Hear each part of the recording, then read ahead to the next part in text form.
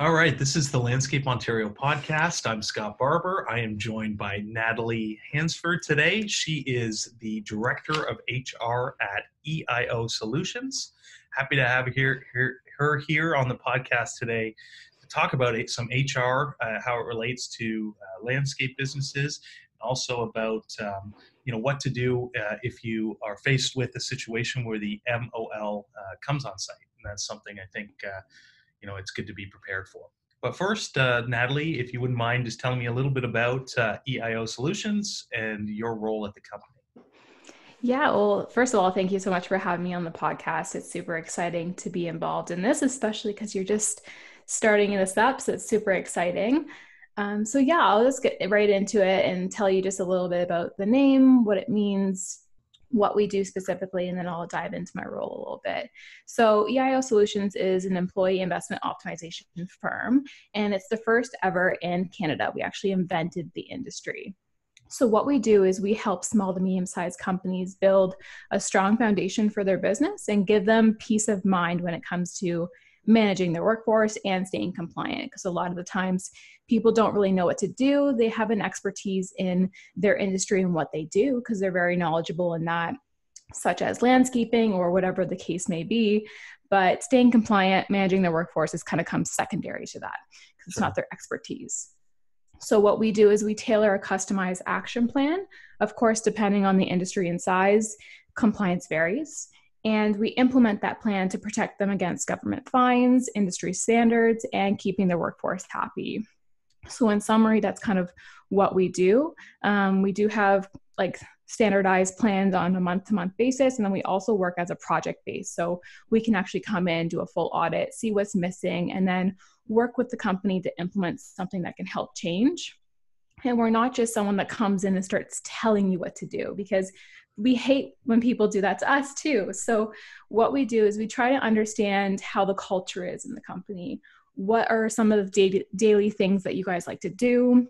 And we work with that culture as well as the standards, and we build a plan that's going to work effectively in the workplace, depending on the generations that you have, or maybe just the standardized culture that you have on a daily basis. So we work with you, not against you, and we definitely have wiggle room when it comes to making sure we're implementing things properly. Mm-hmm. So my role at EIO Solutions, of course, like any other role in any company, varies day to day. But my main role is the director of HR. And of course, there are services that we provide to clients. So a normal role in an HR director would be managing a bunch of HR managers within the company to making sure that they are auditing the company properly and transitioning and implementing HR practices. In this case, I am also doing that, but I'm helping also with the services. So because I have that entrepreneurship background, I really understand where the employer is coming from, what he or she understands, what they're going through, that they have budgets that they have to work with, but they also have humans that they're working with and health and safety concerns and stuff like that. So I take that background and I implement it towards our services to make sure that we're very relevant in that industry. So over the past couple of years, I've been trying to find what is specifically needed in the marketplace when it comes to HR, health and safety.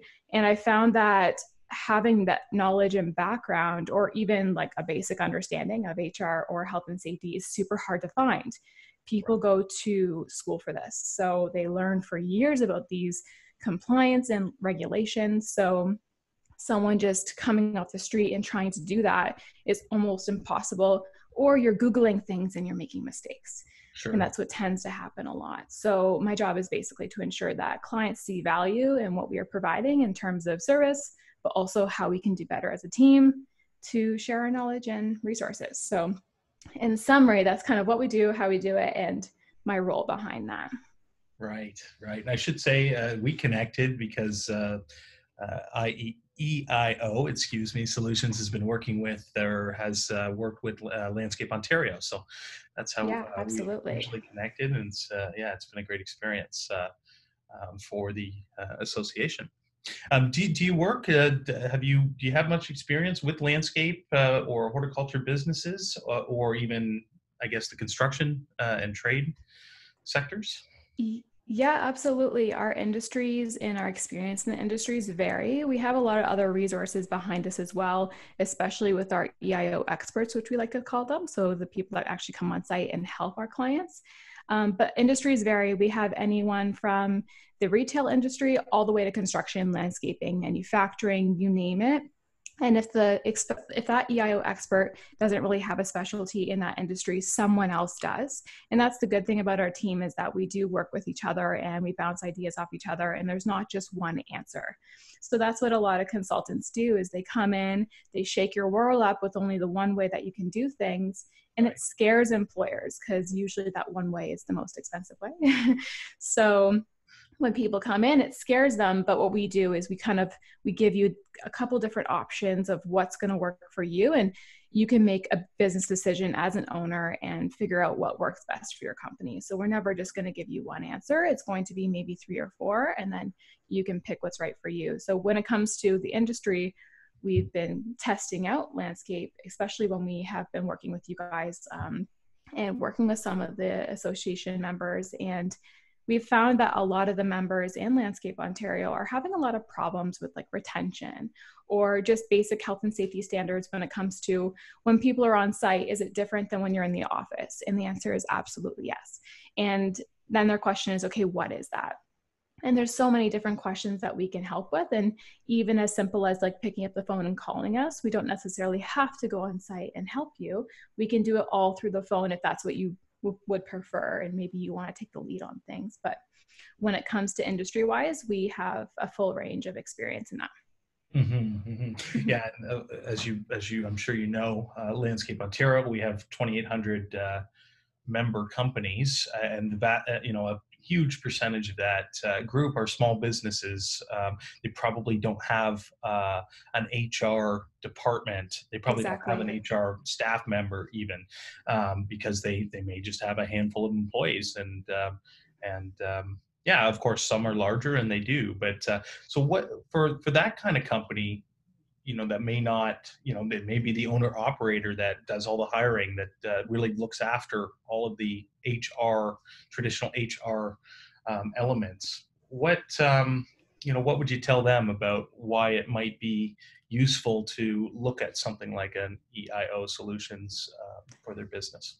Yeah, I mean, we definitely get that question a lot. We have anything from working with the HR manager that's already on site to working with the owner, or sometimes what we call the administrator or office manager. Because Sure. most of the time it's either the owner or it's the office manager that's taking care of that stuff. And they're just kind of picking that person to take care of it because they maybe have been there the longest, or they're their right hand person that helps them with everything. So they kind of just say, okay, you take care of everything else. Let's just also give you HR. And that's where we usually get into that problem, because there isn't an expert or someone that's involved in that industry and knows the regulations and what's required. So that's when you usually get into trouble, because you start Googling things. You'll call your lawyer and then you'll get a bill of a couple $1,000s for asking them some simple questions.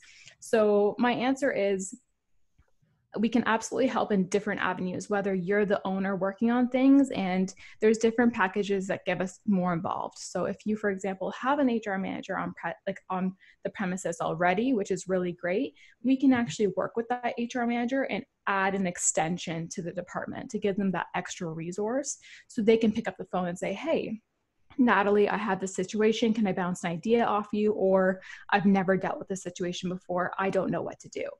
So there's different ways that we can help. Whereas if it's the business owner, most of the time they don't want to deal with it because they're so busy. Of Of course. course, they're doing what they need to do to make sure that their business is flowing right and they're making profit. So they like us to be a little bit more hands-on most of the Sure. time when that situation comes on. So we actually can come on site, help them get our hands dirty. We're not just that HR company that sits in an office and types away at our computer. We have every single person has safety boots. They have their glasses. They actually come on, they get dirty. They go on site, they understand exactly what's going on. And then of course they'll come back, look at their notes and actually implement it. So depending on what they need, we're able to reflect that in our services. Right. Yeah. So why don't we sort of move to what happens if, for whatever reason, you have an issue with the Ministry of Labor. Yeah. Obviously, a dreaded situation for any business. And it's something that you know a lot more than I do about. And I think, a lot of members, a lot of landscape companies may not know a lot about, what, that may be sort of a dreaded thing for them. Like, what would I do if that sort of Yeah, situation absolutely. arose? What do you tell, small businesses, business owners about what that looks like if it does happen? Yeah, so a lot of people are scared of the word ministry of labor. It's scary, especially now that they've hired about 175 new officers just in Canada. So, well, specifically Ontario, actually. So that just grew massively. They have their own districts. So, just so you know how it's standardized, is that people Mhm. get shift to regions and they stay in those regions and they are able to, that's kind of their territory when it comes to the ministry of labor. So the first thing that I have to tell people is that when the Ministry of Labor comes on site, the best thing to do is treat them with respect and authority. A lot of people fail to realize that the Ministry of Labor actually has more authority than a police officer walking on site. A police officer needs to have paperwork with them to even pass the doorway, right? Ministry of Labor does not need anything. They don't need permission. They don't need to call in and ask permission to come on site. They can just stop by for a simple visit and walk through the door and come through the back and see what's going on. They can immediately go to your employee files and start looking through them. So that's the difference between that. So the best thing in that situation is treat them with authority, treat them with respect, and understand that they do have that authority to walk on site without notice, and they can start digging through whatever they need to do. So when a Ministry of Labor officer comes on site, they don't want to work against you. They never want to. That's not their job. Their job is not to fight with you. Their job is to work with you and make sure that you're compliant and the workers are going to be safe when they're working. So most of the time, because of that, they want to make sure that you have everything in compliance. So they'll walk in and they want to make sure that if they've already been there, you've fixed the things that they have talked to you about in the past, or if they haven't been there, that's most of the time when they're going to want to work with you a little bit more or give you that warning. So if it's the first time that Ministry of Labor has ever walked on site, don't be scared. A lot of people freak out. They'll call their lawyer, they'll call someone else to deal with the Panic mode. situation. Yeah. But work with them because it's the first time they've seen you. Most of the time, they're just going to give you warnings. They're going to give you a piece of paper. It's going to be filled with orders if you don't have anything in place. And you just got to work with them to make sure that you're meeting those deadlines. And what I mean by order is an order is basically things that you have to get done within the specific time frame. So if you don't have a health and safety board, they'll have that on there with the specifics of what you need and maybe 30 days to implement that. Right. And Whereas just to fines are circle actually back money. a little bit. So Yeah. is it typical for the ministry to just show up unannounced? Is that generally their MO? It happens. I mean, most of the time they're going to be on site because of a complaint.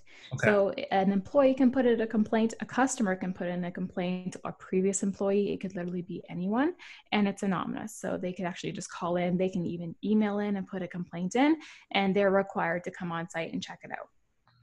Whereas they can also stop by for a visit. So usually the only times they stop by for a visit is if they're in the region, they drive by and they're like, oh, let's just check in on that company. Or they have been there before, they recognize the name as they drive by and they drop in because they've gotten orders from you before. Right. So they'll come in regularly, usually when they've already seen you because they recognize the company when they drive by. But most of the time it's because of complaints, and once you get one complaint, you're going to see that officer more often. Right. Yeah. What are typically some of the things that, can you give examples of Yeah. what kinds of things would be a complaint that would lead the ministry to come to a work site? Yeah. So, I mean, depending on why they're on the premises, so specifically if it's for a complaint, it could be anything. And when it's a complaint, it could be a lie, it could be something that's not true, and they still have to come on site. So it could be anything from like a health and safety concern. Maybe there's water on the floor a lot, or maybe they're not getting paid proper vacation pay. Things like that is why they're going to be coming on site. And the Ministry of Labor has two different sectors of expertise, if you want to say. So there's more of like the health and safety side. So the Occupational Health and Safety Act, which is your green book, all the stuff considered for your health and safety board, all those things that are more policy related and actions of preventing hazards. Whereas there's also officers that our specialty is in ESA, so the Employment Standards Act, making sure you're following all the regulations that are in the Employment Standards Act, which is stuff like vacation pay, the new minimum wage, so things like that. So there's two different expertise in there. So it could be anything involving those things. If there is a hazard or, for example, an accident that recently happened in the workplace that was maybe a little bit more severe, you reported it to the Workplace Safety Insurance Board, so WSIB, and they actually would hear from that and come on site and investigate it as well. So there's a various of different reasons as to why they could come on site. Sure. Yeah. I mean, if they're there for a random visit, most of the time what they want to see is your basic health and safety board. So if they just stop by for the first time, there's no complaints, they're just going to kind of come in and say, hey, where are your documents? Where's your health and safety board? Where are your posters, policies, the basics? And sometimes they'll ask for that manual. When you don't have those things in place, so they're just stopping by and asking for those things, and you say, sorry, we don't have it, that's when they start digging. That's when they start to go in the back. They start to actually look at things. They start to see if people are wearing PPE or following the procedures or having any hazards in the back. So that's what kind of gets their mind racing. If they walk in and you have those things, that's when they feel a little bit more safe and say, oh, okay, thank you for the visit. Most of the time they'll say thank you, and then they'll just walk out the door.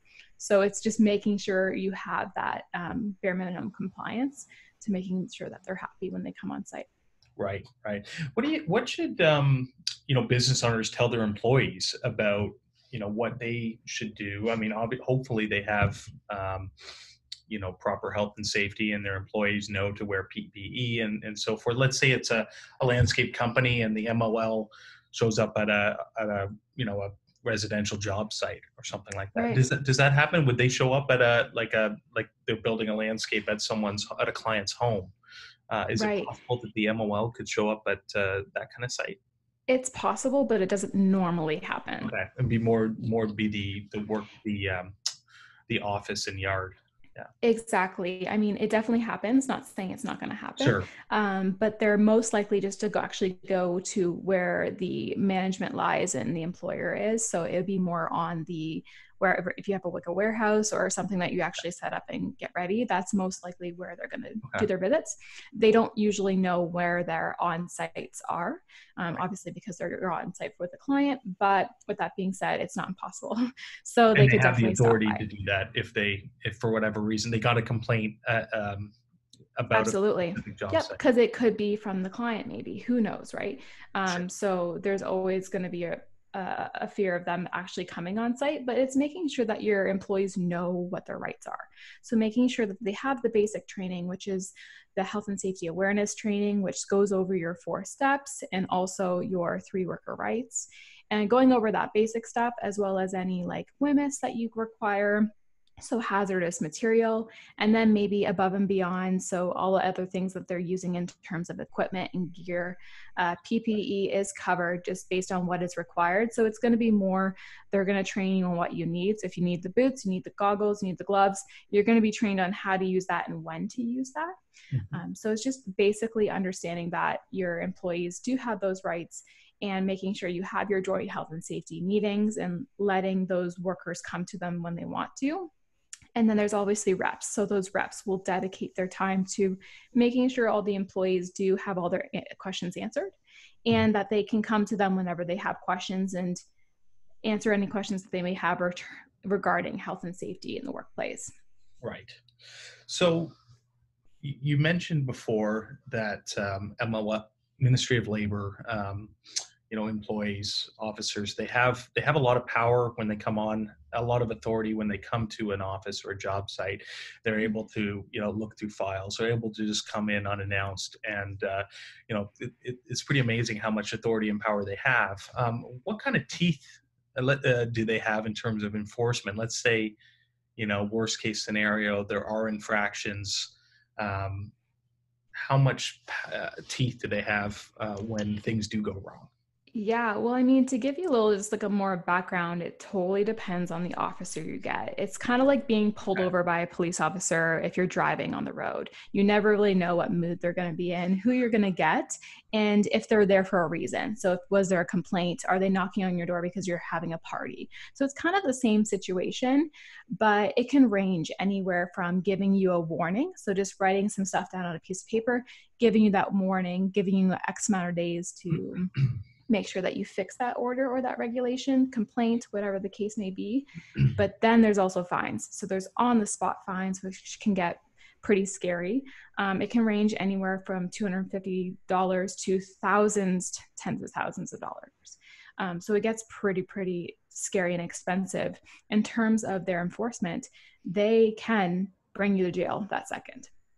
So if something very serious is happening, or they're there for a very serious complaint, they did a quick investigation and they see that it is happening, or maybe you're talking back to them, you're saying things that you maybe shouldn't be saying, you're not treating them with respect, you piss them off, they can very well bring you in their car and bring you to jail immediately.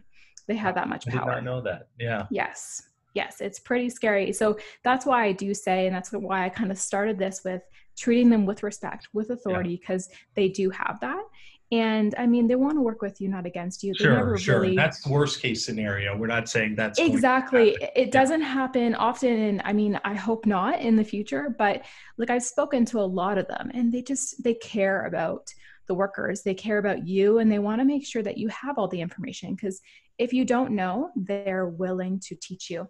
Like you can ask them questions and say, I didn't know that. And they'll help you. And they're there to answer any questions that you may have. So a lot of people are scared of them, but there's really nothing to be scared of once you understand that they are there to help you out. And it's their job to make sure that they're helping you out. So Yeah. yeah, it's just making sure that you do have the basics and you have an understanding of what is needed in place, and then working with them to solve whatever they may or may not have found. Right. It sounds like having, a good attitude about it, which I can imagine isn't always easy. Someone comes to your workplace. It's your small business. It's your blood, sweat, and tears. You feel like you're being invaded. You Yeah, feel no, like for someone's sure. on your turf, but you know they have the mandate, they have the authority to be at any workplace, to protect workers, and they don't, and they must see all sorts of things. Oh, Not for sure not they so good do. And they things. see, I'm sure they see the worst. Yeah. And I mean, especially when it comes to health and safety, especially recently, it's been all over the media. And since the media has kind of taken over how we portray health and safety, or even HR or anything like that, you didn't really hear about it much. And No. now, like the Ministry of Labor has been around for years and years and years. And all of a sudden, in the past 5 years, everyone's scared of them. They've had the same, I mean, of course their mandates have probably increased and they've gotten more authority in the workplace, but with that being said, it's because of the media. You're seeing stories more often, you're understanding what they can and cannot do. And when it comes to health and safety, it's super important to make sure that your workers are safe, especially when it comes to more training that they need to take on to make sure that they are safe. And that's kind of where they put their foot down and making sure that you have that. Training is like their weak spot. Right. I guess that sort of takes me to sort of our a last thing to touch on is, how do companies, what can they do to prevent the worst case scenario of MOL coming, and there being infractions? What are some of the things that companies should be doing to make sure they're compliant and to prevent the scary fines and all that stuff from happening? Yeah, I mean, one of the things that you can do to prevent them from coming on site is to ensure that when they do, it's a happy visit, and that when they come back, they're actually wanting to interact with you. So making sure you're following the basic regulations and industry standards.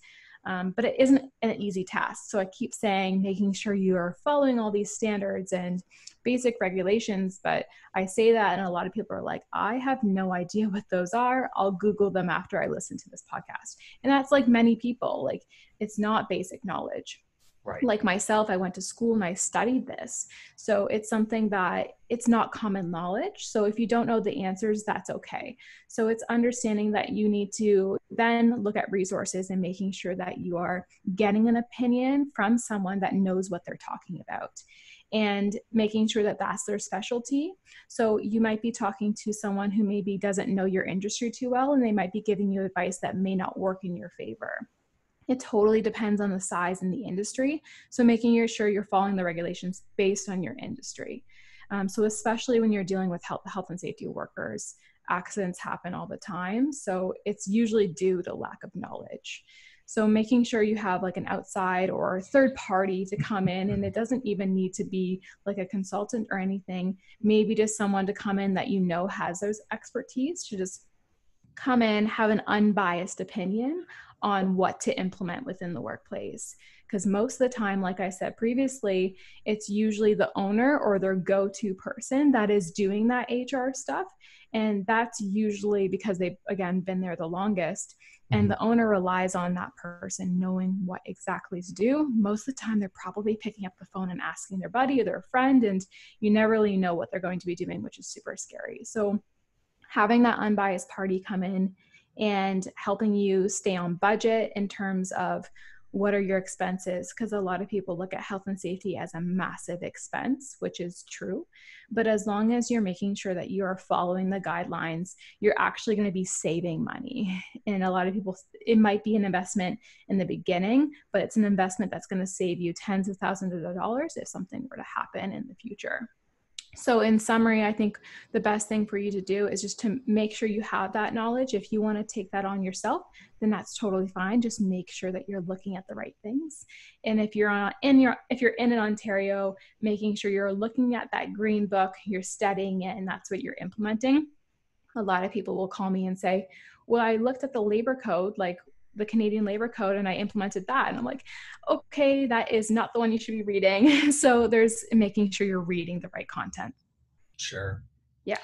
Awesome. Well, I think we covered some really good topics that are really important for Landscape Ontario members, really any business, but since our association is really made up of business owners, a variety of sizes, but this is really especially probably relevant for smaller businesses that, like you said before, they, so many of our members, they get into landscaping and horticulture because they have a passion for it. They love to create landscapes, maintain them, design them, and not because they wanted to be an HR manager, which is fine. Everybody wants to do their thing.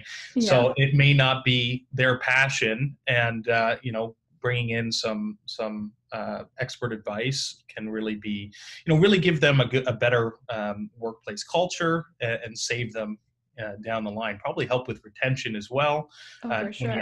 When you have a workplace that respects or really takes it seriously, that's probably something that employees are going to appreciate, I'd imagine. So yeah, and they'll respect you back. The more you respect them, the more they're going to respect you, for sure. No question. Awesome. Well, it's been great to chat with you. I appreciate you taking the time. Where can our listeners find out more about what you do and your company? Yeah, so you can head over to our website, which is www.eiosolutions.com. And we're also available on social media as well. So you can look us up on there. EIO Solutions. Awesome. And Natalie, I know you have a podcast as well. Can we plug that as well? Yeah, so I have my own personal podcast as well. Thanks for that. It's called Leader in Red. So it's more dedicated actually towards those employees that need help. Okay. So it's making sure that you are going to be being your best self in the workplace, and that you're going to stand out and be that confident self in the workplace, and giving you the tips and tools to succeed in your career. So that's more how my podcast is geared towards. But yeah, it's Leader in Red, and it's shown on any podcast app that you can look at. Awesome. Thanks again, Natalie. Great to chat with you. Thanks for having me. It's awesome. All right.